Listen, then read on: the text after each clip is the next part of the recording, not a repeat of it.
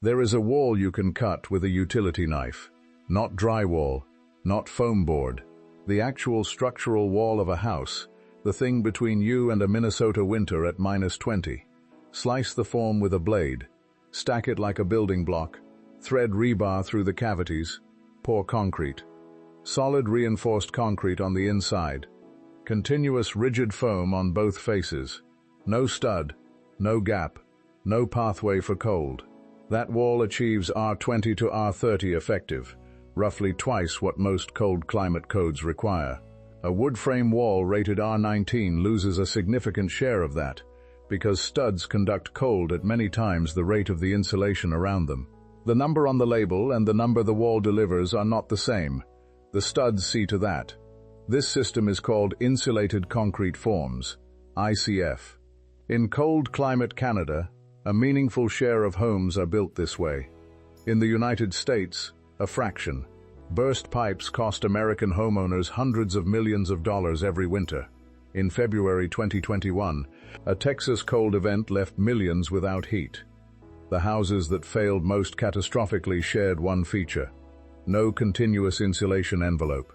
Some ICF homes in that region held interior temperatures stable for days, with no heat source at all. A wall system that survives the cold, eliminates the failure mode, and is legal in every state, and the American home building industry almost never offers it. If you think that is an accident, subscribe. This channel exists to ask the question the industry would prefer you not ask. The first thing people assume is cost. ICF must be prohibitively expensive, or everyone would be building with it. That assumption is wrong. The upfront premium is real but modest, a few percent of total construction cost. Against a 30-year mortgage, the math shifts.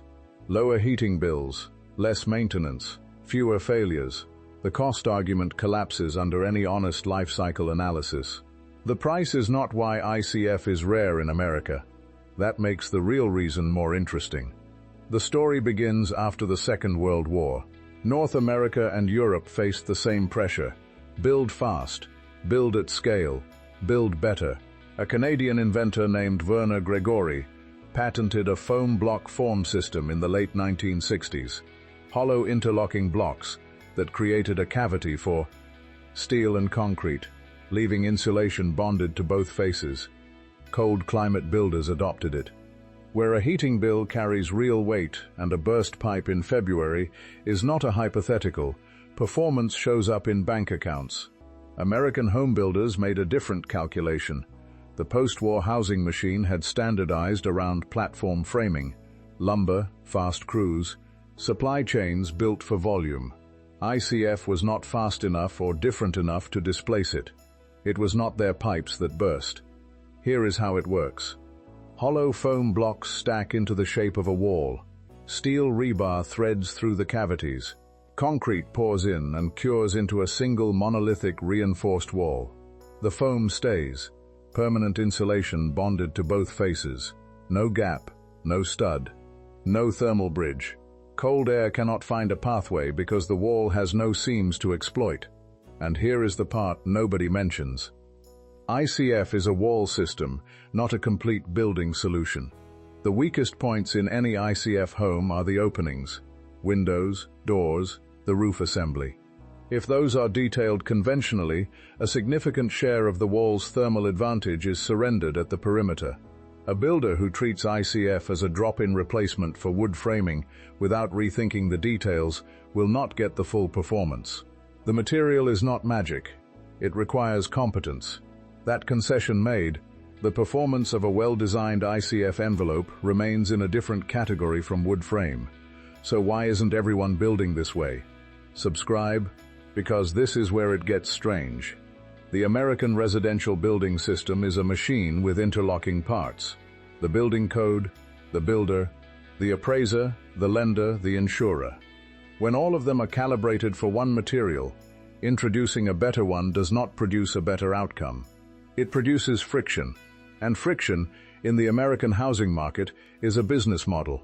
The International Residential Code's prescriptive pathway, the path a builder follows without hiring a structural engineer, is built around wood frame construction.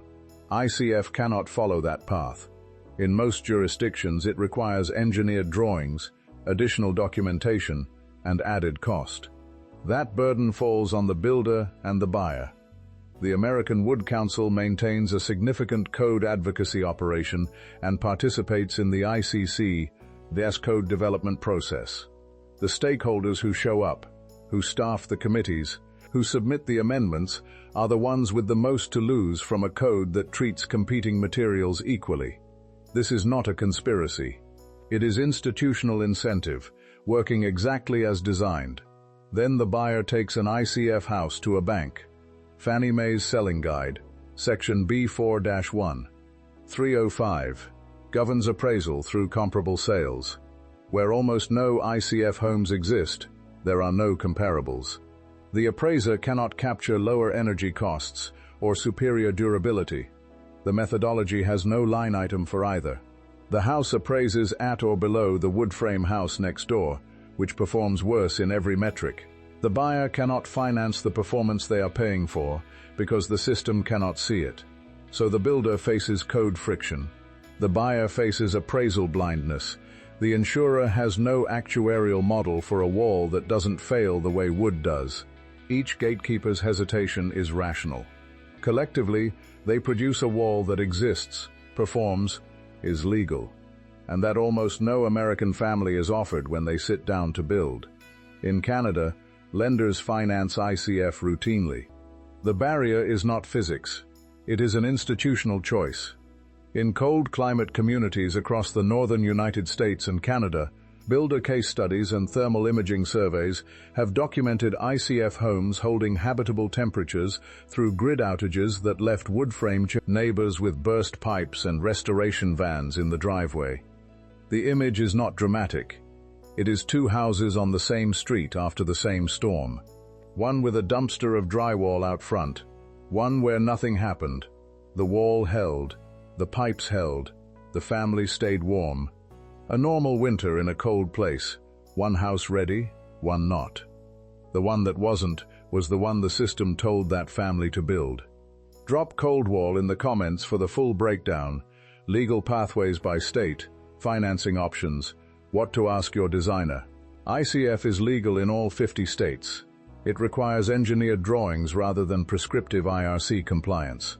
A real cost, not a permanent barrier. Find a designer with ICF experience, a lender who knows construction to permanent loans, and ask about energy-efficient mortgage products. The path is narrower than it should be. It exists. The cold does not care what your building code approves. It finds the stud. It finds the gap. Every winter, homeowners pay energy bills, repair costs, and insurance claims that come with a wall chosen not for performance, but for those who build and finance at volume. 50 years. Legal. Proven. In a catalog you were never handed. If that matters to you, subscribe. This channel is the catalog they forgot to give you. The wall that keeps the cold out has been ready for decades. The system that builds American homes just wasn't.